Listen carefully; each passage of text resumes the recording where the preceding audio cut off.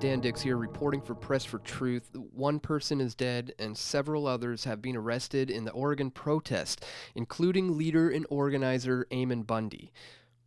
These arrests came after a highway confrontation with the FBI and state police on Tuesday. Now, the shootout apparently started on Highway 395, where authorities tried to stop the protesters from heading to a community meeting that they were having that evening in John Day, Oregon. Ammon Bundy, Ryan Bundy, Brian Cavalier, Shauna Cox, and Ryan W. Payne were arrested during the stop, but they're saying it's unclear who started the shooting. Now, Lavoy Finicum is reported dead, murdered execution style with his hands in the air, according to eyewitnesses. Everyone obeyed orders to surrender except two people, Lavoy Finicum and Bundy's brother, Ryan Bundy, a law enforcement officer told CNN. But Finicum's daughter, Tara Lynn Tenney, posted on Facebook that her father was shot while trying to surrender. "I want the world to know how my father was murdered today. His hands were in the air, and he was shot in the face by the American authorities." Ammon Bundy reported there were 6 witnesses to this evil. Joseph Donald O'Shaughnessy and fellow Talk Network host and live streamer Pete Santilli were also arrested separately in Burns, Oregon. And everyone arrested is facing the same federal felony charges.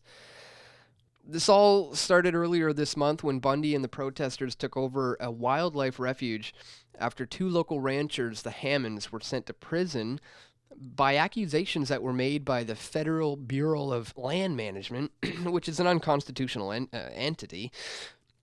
But it wasn't so much the prison time.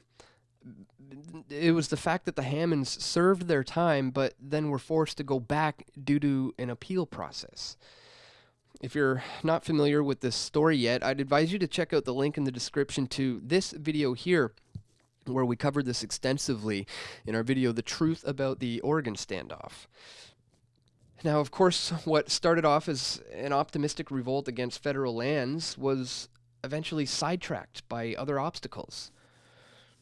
For one, the American masses have been systematically dumbed down, so much so that many of them were calling these men terrorists.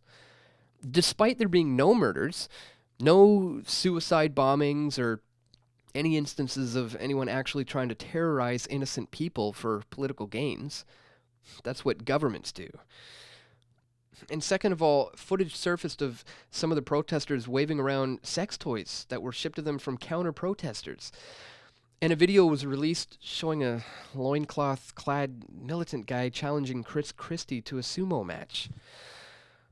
This bizarre behavior has led many to suspect that some of the members of this protest were in fact agent provocateurs, whose sole purpose was to just discredit and undermine what really could have been the brewing of a second American Revolution. Now, these videos were used by the corporate state media to ridicule the protest, and at the same time, the fear-mongering about these guys being terrorists led many Americans to just play into the hands of the federal government. You know, when push came to shove, when Americans saw this real open rebellion against this overbearing fascist U.S. state, they took the side of comfort and solace and convenience and uniformity. And like any good slave state, a majority of the Americans either just didn't hear about the protest or they didn't even care. Or they were openly opposed and taking the side of the fascist federal government.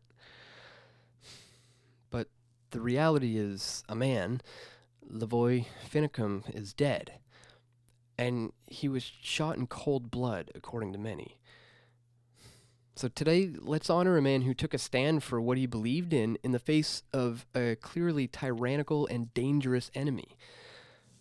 This isn't over, folks. It's actually very well could be just the beginning. Stay tuned for more updates as they continue to come in, and be sure to fact check all of this info by checking the links in the description where we've sourced everything. And if you found this info useful, be sure to give this video a thumbs up. And you can support the efforts of real independent media by becoming a PFT patron or by joining us here as a PFT member. And thanks for watching, guys. We got more video reports coming soon to pressfortruth.ca.